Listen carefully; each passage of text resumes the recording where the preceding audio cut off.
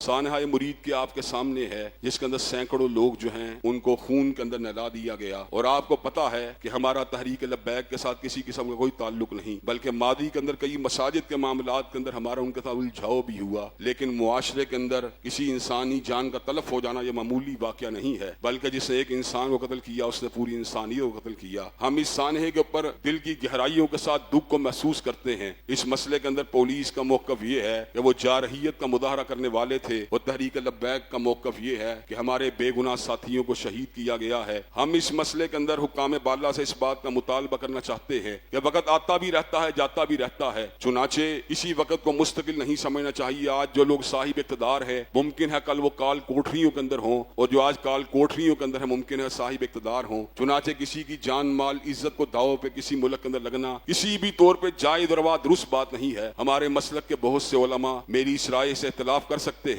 लेकिन मेरा अपना एक नुक्ता नजर है। मैं जुल्म की हर सूरत के अंदर मुखालफत करता हूँ, उसकी हर हालत के अंदर मुजम्मत करता हूँ, और मैं हुकूमत वक़्त से इस बात का मुतालबा भी करता हूँ कि इस मामले की इंक्वायरी के लिए एक जुडिशल कमीशन को कायम होना चाहिए, जिसके अंदर हकायक को जमा किया जाए और गैर जानबदार जज जो हैं इन हकायक को कौम के सामने लेके आए। जो जिम्मेदार है उनको कड़ी सजा मिलनी चाहिए, और जो बेगुनाह है उनको इस एतबार से रिलीफ मिलना चाहिए। अगर हमारे मुल्क के अंदर इंसाफ और अदल का बोलबाला न हुआ तो आइंदा किसी दूसरे गिरोह को, किसी दूसरी जमात को भी टारगेट किया जा सकता है। चुनाचे हमें हर हालत के अंदर जहां भी कहीं जुल्म हो, चाहे अपनों के साथ हो या बेगानों के साथ हो, चाहे अपने हम हयालों के साथ हो या नजरियाती मुखालफों के साथ हो, उसकी भरपूर तौर पर मजम्मत करनी चाहिए। अल्लाह तबारक व तआला हमारे मुल्क को अमन सुकून का गहवारा बनाए, और ये जो मुल्क के अंदर हर चीज को जबर के साथ दबाने की रीत चल निकली है, अल्लाह तबारक व तआला इस रीत को खत्म फरमाए, हमारे मुल्क को अमन का, सुकून का और इसी तरह एतदाल का गहवारा बनाए। सुनने सुनाने की, एक दूसरे को बर्दाश्त करने की, एक दूसरे के साथ रहने की सलाहियत दे।